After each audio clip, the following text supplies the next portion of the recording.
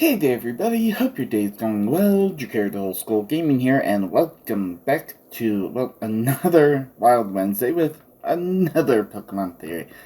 At least there's no shortage of that. So this one is called, it's another by ProtoMario. The Pokemon Theory is clothing a part of a Pokemon, which, maybe. Or maybe it's not. I don't know. Or maybe it's not even clothing. Which I'll wait until I hear what ProtoMario has to say in the next, 6 minutes. And then I'll throw in my 2 cents later. So, without any further ado, let's get into, ProtoMario's video. Hello and welcome back, YouTubers. I'm ProtoMario, and today is another episode of Pokemon Theories. Today's episode focuses centrally on the Pokemon that are humanoid, and I'm going to focus on Jynx today as it covers the subject of what this video is actually covering, which is, are Pokemon's clothing or extra features part of their body? That's an interesting question, and like I said, I have my own 2 cents, but I want to wait until the end to throw it in, just in case you actually say it, because oddly enough, sometimes you do, and sometimes you don't. Guess I'll just find out eventually. More or less, with this question I am posing is there extra things that they get when they evolve, or when they're created, or whatever? Are those things attached to their bodies? Do they feel pain through those features? Okay, I see where your questioning is going. Like, if these clothing are a part of them, are they? Well, I guess because of how eggs work in Pokemon, but yeah, like, are they hatched with this clothing? Is the clothing like some kind of elastic thing where it like stretches and like goes around them as they go, kind of like like an elastic waistband. Like, if you put it, higher or lower, depending on where you want to set it, does it conform that way? And if it is a part of them, does it act like armor, like an armadillo's shell? Or a turtle's shell. Well, no, because a turtle's shell is actually a part of the skeleton. But does an armadillo feel pain through its shell? I don't know, but does it act like a protective armor plating without any nerve endings, or is it clothing, or is it something else? I definitely see where your line of questioning is going. Well, guess we got about 5 minutes left to go to find that out. So first, let's take a look at Jynx, as this will be the Pokemon I am centrally focusing this question on, though there are several others I have considered. Jynx is a humanoid Pokemon that resembles a bulky woman. Jynx has a red half Komodo that she wears to her feet. Jynx is always a female and never male. It has white arms and purple hands and a black face. Jynx later on was altered to have a purple face, but retains the black face in earlier versions. She has large pink lips, saucer eyes, and long blonde hair. And without getting into the thing that Jynx is a racist, I'm pretty sure Game Theories covered it fairly well, so if you want to see that episode and figure out what Jynx actually is, by all means, but we're not getting into that. Yeah, please, let's avoid that and actually get into things, because, I mean, hell, I remember seeing the Jinx episode as a kid, and I honestly never attributed it to racism at all. I mean, it was just it was magic. Jinx and Santa were using magic to get into the house, because hell, there was the I want to say Tim Allen. Was it? Yeah, yeah, the Tim Allen Santa Claus movies where it's just like, oh hey, here's like, okay, there was a chimney, or there wasn't a chimney, but then magic made it something a chimney, so Tim Allen as Santa could get in and deliver presents. So, I mean, at least to me, it was just magic. It wasn't some like racist break-in type of BS. But yeah, yeah, let's avoid that and let's get into the actual theory. The question posed today is centered around Jinx, as a good 80% of her body is actually clothed. For example, the question is if she has hands, which she does in several of the versions, and how she looks. Um, are the hands gloved, and her kimono, I really don't know how to say it, it does that dress on her cause pain? And that's the serious question here, and I don't have an answer for you because I have no idea if it does or doesn't. Okay, so you don't really know because just because there's no like hard evidence to support one way or the other. Okay, but you have a theory, which a theory is generally speaking backed up by evidence. Hopefully, I mean, we're not quite halfway there. We're reaching the halfway point. Hopefully, like you state your theory as to what's actually going on, and if it's the same as what I'm thinking, then okay, I guess that would be near the end. But if not, then maybe I'll have my own 2 cents to throw in here eventually. But we can look at the facts of the matter, which are just as important. When Jinx has a prior evolution before becoming Jinx, it is a Smoochum. Smoochum has no Komodo. When it evolves, it gains the Komodo. Where did the Komodo come from? I don't know. So, that leads to the question, did Jinx acquire it in evolution, or did it pick it up? Well, obviously it did not pick it up, so it is an acquired trait through evolution. Now, if indeed it is an acquired trait through evolution, how does it help it survive more? So I'm going to get a little weird here and just stick with me. On the front, it has 2 large cups for what I assume are supposed to be breasts.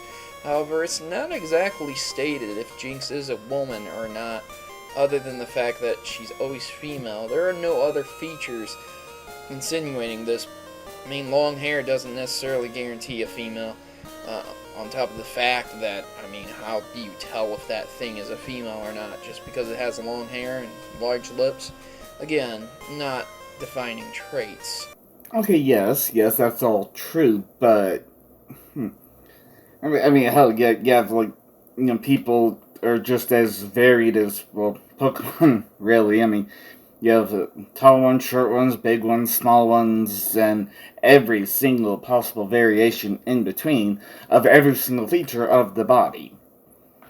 But maybe we just associate Jinx with being a female because usually females will have larger breasts than men. Sometimes, I've seen some guys with something bigger. Yeah, but let's not get into that. We're not here to talk about that. We're here to talk about whether or not clothing is actually a part of Pokemon, or is it? Yeah, you did pose a question like, what would it like? How would that inherently help a Pokemon survive in the wild? Maybe it's kind of like a scarecrow situation where it's just like, oh hey, clothing is usually worn by humans, so other Pokemon will avoid Jinx because Jinx looks like it's wearing clothing or something like that. Yeah, maybe just like like how there's a fake there's a bug that looks like a stick in our world, and it's like a camouflage technique so that way that way it doesn't get attacked by predators, and the predators will just like go on by thinking, oh, it's just another stick on a stick. I don't want to eat stick, I want to eat a bug. Yeah, maybe something like that, where other Pokemon might see, oh, clothing. Clothing is usually worn by humans. We are scared of humans. Run away from the clothing. That type of thing. Or maybe something else. That's not quite what I was initially thinking, but that is a possibility. I mean, how we've got what about? Oh wow, only about 2 minutes left. Okay, so what exactly is your theory for this?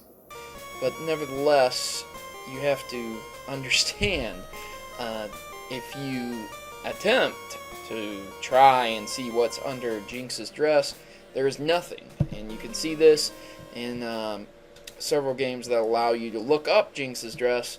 Not saying that it's something you should probably go out and do, but researching is research, and Jinx, well, I have no idea how or if it is a woman that is supposed to resemble a female in real life. I have an opinion on it, but again, that's not the video. So if it does acquire this Komodo, why the two breast piece if it doesn't have breasts? And can it feel pain there? Also, is this some type of armor that it feels nothing and it just acquires an evolution? It does pose a good question due to the simple fact that it acquires it through an evolutionary process and not an item that it equips or puts on itself. So, guys, yeah. Leave your interesting remarks in the section below. I know I've tried to make this video a bit more drawn out and answer the question, but I don't have an answer. If you have any information detailing this question, please leave it in the section below, because I would like to hear your responses. Once again, guys, I invite you to see my other Pokemon theories. I have a theory on the Kanto War, a theory on Giovanni saving the world, and other theories about specific Pokemon. So, thanks for watching, guys, and remember, good gaming and God bless. Okay. Well, I just kind of let you finish there, but okay. So, like, the whole clothing thing, maybe it's not clothing. Maybe it's just a pattern, and no one's gonna go up and start feeling up a Pokemon, because that would that would definitely look really weird. I mean, my initial theory, apart from like the whole like maybe a scarecrow type thing where it's like, oh, try to blend in or try to ward off predators, that kind of thing. But my theory would actually be more along the lines of like a tuxedo cat. Okay, because a tuxedo cat doesn't actually wear a tuxedo, but the pattern of like the black and white fur on it kind of makes it look like a tuxedo. Yeah. Obviously, it's not clothing; it's just a pattern on the fur. And the thing is, like, people look at it. Oh, hey, is that cat wearing a tuxedo? Get a little closer. Oh no, that's just fur. Maybe with Jinx, it's kind of similar, but more kind of similar. It's a pattern that makes Pokemon look like clothing, or looks like it's wearing clothing. But if you get up a little closer, and maybe if you were to analyze under a microscope, hopefully without touching, because again that would look really weird. Just, oh hey, what are you wearing? Ooh. Yeah. Yeah. Oh god, please don't meme that. But but the point I'm getting at is, like, maybe it just initially looks like clothing from a distance, but with further analysis, it's actually just a pattern, and because of us being humans and we look at certain things in a certain way, we automatically associate it with clothing when that's really not what it is. And that's for, like, the whole, like, the 3D models where you can rotate and look under the dress. Those rendered models are well, when they're kid friendly, there's nothing underneath. It's just like the bottom of the model is just like a flat bottom, mainly so that it can sit on a flat surface without toppling over. But also to just say like, hey, you're not supposed to actually look under here. But yeah, that's that, and that actually went by fairly quickly. So which is a good thing. So I've got to get this edited and rendered through and all that good stuff. Yeah, okay. I know what I'm doing for Thoughtful Thursday at least this month. Not sure what in the hell I'm gonna be doing for December, but well, I'll figure it out when I get around to that. So I will see you in the next one. Whether you stay to watch Thoughtful Thursday tomorrow or maybe for Saturday, whatever episode of the First Gen Pokemon still, whatever episode is, whether it's a core episode or a PokeTalk, whatever it is, yeah, I'll see you whenever I see you next. So if you have any ideas to a Wild Wednesday commentary, put it in the comment section down below. I'll give it a quick look and possibly do a Wild Wednesday on it sometime in the future. And I will see you there. Thank you all so much for watching. Don't forget to smash that like button, subscribe if you haven't, hit the bell so you can always be notified whenever I upload another video. And of course, have fun.